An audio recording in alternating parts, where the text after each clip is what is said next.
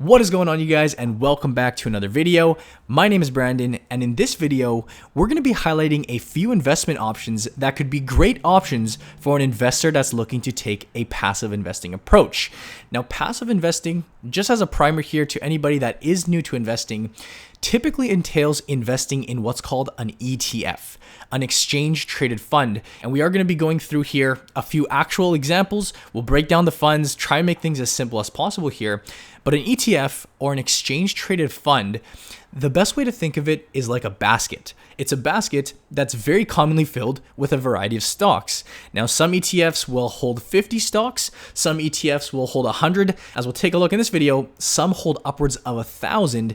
And by buying one single ETF or one single basket, you can do an awesome job of diversifying your portfolio for a very low cost. Now, the first ETF that I want to highlight in this video is one of the more classic ETFs out there, and that is the SPDR S&P 500 ETF Trust.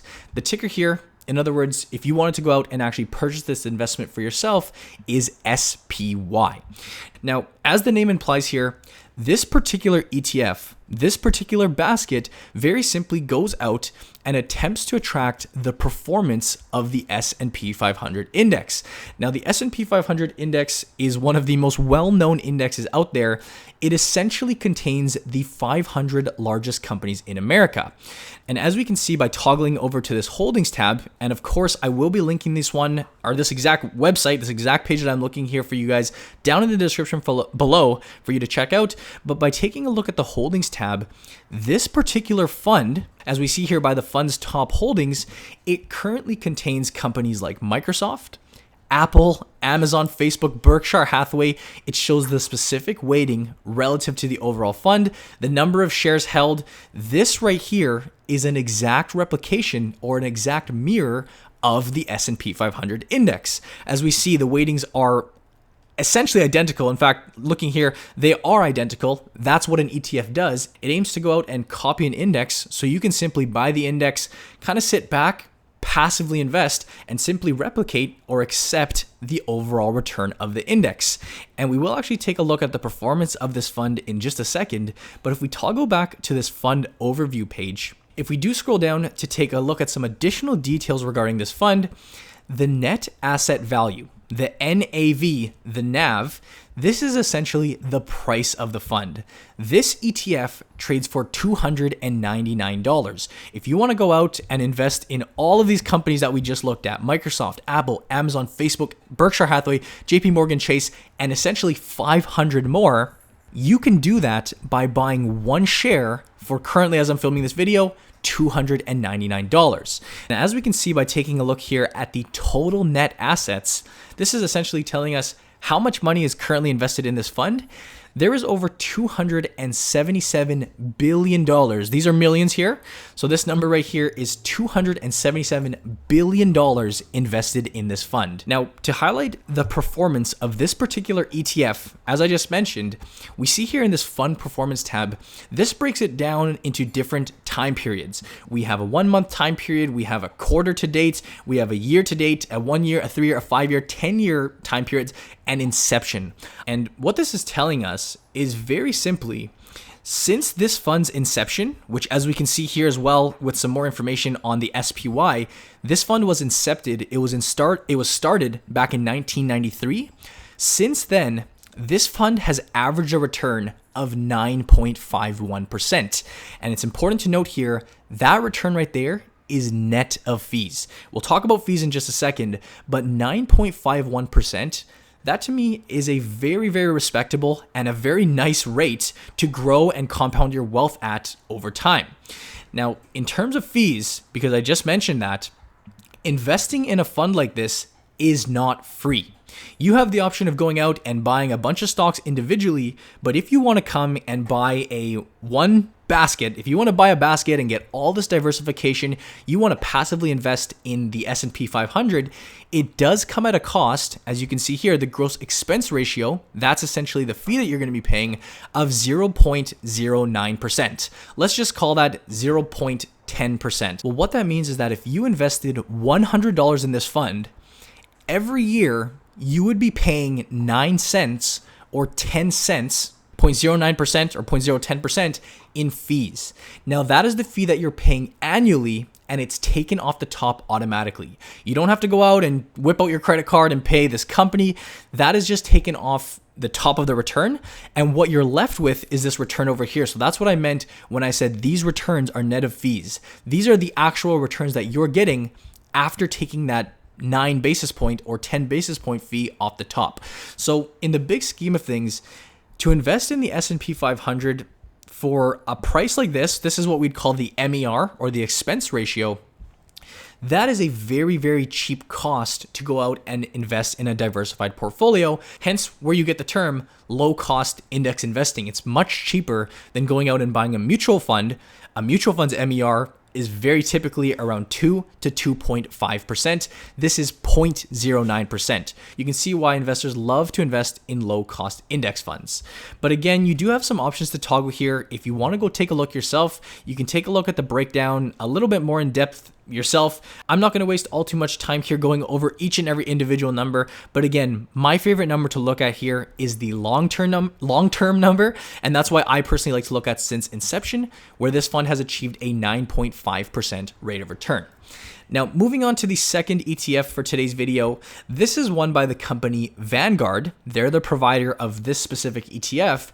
It's the Vanguard Total Stock Market ETF. The ticker for this fund is VTI. In other words, if you wanted to go out and purchase this particular ETF, you'd be going in and purchasing shares of VTI. Now, this fund is quite similar to the last one in that it focuses on the US equity market or the US stock market, but this one, as implied by the name, is the total stock market ETF. So what's cool about this fund is it doesn't just focus on the big blue chip stocks like the S&P 500. This ETF includes mid cap, it includes small cap, and as we'll look at actually right now, this fund contains over 3,600 investments all within this ETF. So you talk about diversifying your assets, you talk about spreading your eggs amongst different baskets. With this particular fund, one share, if you buy one share of this fund VTI, you are inherently investing in 3,637 companies. Now, as you can take a look at here, it does break the fund down in terms of how it is invested. So you see the breakdown between the different sectors. You have the materials sector, so things like gold, silver, copper, you name it. You have consumer goods, consumer services, and you do see the specific breakdowns relative to the specific fund. We also have here highlighted the top 10 holdings for VTI. As you can imagine, because it is a US focused ETF, you're still going to have a large weighting in companies like Microsoft, Apple, Amazon, Alphabet. That, of course, will still be the focus, as those are some of the most powerful companies in the world. But do keep in mind that you are getting exposure to mid cap and smaller cap companies. Essentially, what those are just smaller companies that aren't as big as the big boys like Microsoft, Apple, and Amazon.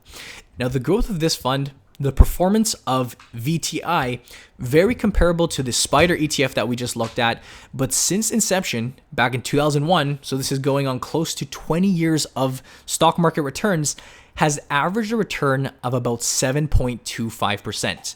If you're curious what these two different colored bars are, the blue bar shows the performance of VTI, the total stock market ETF, the Vanguard fund that we're looking at today.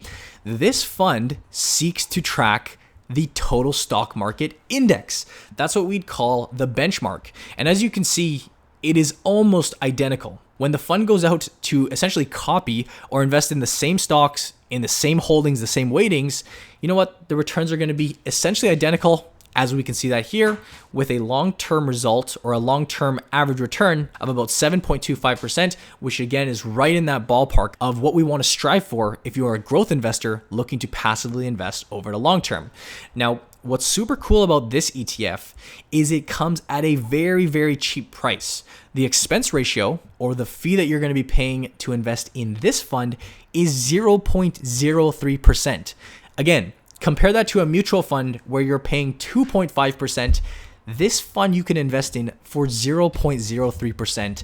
Very attractive fee, and this is a great alternative to the fund that we just looked at. If you are looking to diversify a little more, you want to spread your eggs a little bit wider when you look at the overall US market, because again, this is giving you exposure to the total market with the large cap, mid cap, and small cap equity exposure. Now, the final ETF that I want to share with you is another one from Vanguard. And this one is called the Vanguard High Dividend Yield ETF. Now, as the name implies, this is a fund that goes out and invests or mirrors a high dividend yielding index. In particular, the index here is the FTSE High Dividend Yield Index. Now, taking a look at the holdings in this fund, if we were to scroll down right away, we do see a slightly different breakdown, with Johnson & Johnson being the top position for this particular fund. We're also seeing companies like AT&T, Cisco, Verizon. These were companies that didn't make the top holdings in the previous funds because this fund is highlighted, it is tailored to a dividend investor. Again, you can feel free to take a look at the specific breakdown for this fund. You are getting a good exposure to all the different areas of the economy. This fund contains 421 investments, definitely a little bit more concentrated here. But what I really want to point out about this fund is this section right here, which is the yield that you're pulling in from this particular ETF. Now, I didn't mention it on these other two funds that we looked at, but mutual funds, ETFs, they do essentially pay dividends. Now, what it's actually called when it's a fund that pays a dividend, it's called a distribution. And with this high dividend fund, you're pulling in a dividend or a distribution of 3.30%. There's actually a tab here that you can highlight. Again, this will all be linked below if you're willing, if you're wanting to go check it out. But what this tells us is that distributions for this fund are scheduled quarterly. So every 3 months, you're going to be pulling in dividends, which if you take a look at the overall yield, comes out to about 3.30%, which is higher than a fund that we just looked at. For example, the total stock market index ETF, this one only has a dividend of 1.85%. The SPY would be something very similar along those lines. If I can find it here, sorry about that. Here we see it, 1.79%. Nothing too crazy there. But if you're somebody that is seeking a little more yield or a little more income, this high dividend yielding fund could be a great option for you with the 3.30% yield. Now, the expense ratio on this one, the fee that you're paying is again extremely low at 0.06%. In other words, for every $100 you invest in this fund, you're paying 6 cents to go out and invest in 421 different dividend stocks. This fund right here is a great option for somebody that's looking for some yield. You're looking for some exposure to some US companies, actually a little bit of foreign companies, and you're looking to grow your wealth. I'll actually take a look at the performance here. This fund will grow your wealth as stated here since inception back in 2006. Again, right in that ballpark of about 7 to 8%, which is a very, very respectable rate of return. That is at least what history has told us. That's what this fund has achieved over the past 15 or so years. You never know what's going to happen in the future, but when you're out investing in quality US companies that pay strong dividends, highlighting some of the ones that we just looked at, for the most part, that does give you a ballpark idea of what you can expect. So that's the fund that we're highlighting here, the Vanguard High Dividend Yield ETF. The ticker for this one is VYM. So guys, those are 3 classic options, 3 great options for beginner investors who are looking to diversify their portfolios, take the passive investing approach where you're not necessarily trying to outperform the market, but you're happy achieving the return of the benchmark of the overall market. That gives you their 3 options in the classic S&P 500 fund. You have the total market fund, which again is slightly more diversified. Then you have the Vanguard High Dividend Yield Fund for anybody seeking a little extra income. Those are 3 funds that I would personally be very comfortable investing in. Again, all relatively cheap, all relatively in the same ballpark for returns. Do keep in mind though, as always, this is not financial advice to you. Always be sure to do your own research, your own due diligence when it comes to picking investments for your own portfolio. But hopefully this does guide you in the right path, gives you some ideas in terms of what to look for, in terms of the fees, the holdings, the performance when it comes to picking funds for passive investing. Again, all of these will be linked down in the description below. If you found this video helpful, feel free to give it a thumbs up and subscribe for more content. We post a video every week Also, if you're a beginner investor that wants to get a thorough understanding of investing, you can check out our stock market investing course. That is that first link down in the description below. But as always, I thank you guys for watching. I hope you enjoyed, and I'll see you in the next video.